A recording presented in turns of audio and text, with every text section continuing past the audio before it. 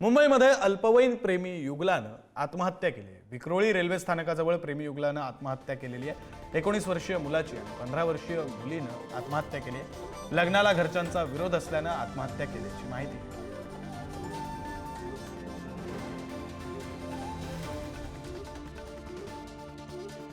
आपले प्रतिनिधी रिद्देश हातीम आपल्यासोबत फोन लाईनवरून जोडले गेलेले आहेत। त्यांच्याकडून या संदर्भातला अधिकचा तपशील घेऊया। रिद्देश, खरं तर 19 वर्षीय मुलगा 15 वर्षीय मुलगी अगदी लहान वयामध्ये आत्महत्या केली आणि कारण काय तर घरच्यांचा लग्नाला विरोध आहे।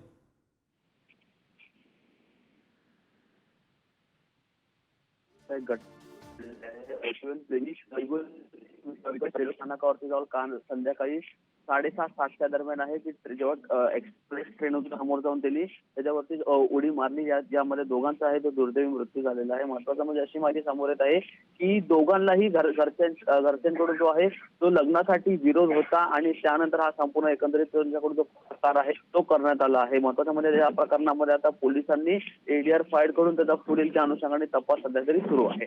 विक्रांत, बरं, धन्यवाद रिद्देश दिलेल्या या सगळ्या सविस्तर तपशिलासाठी।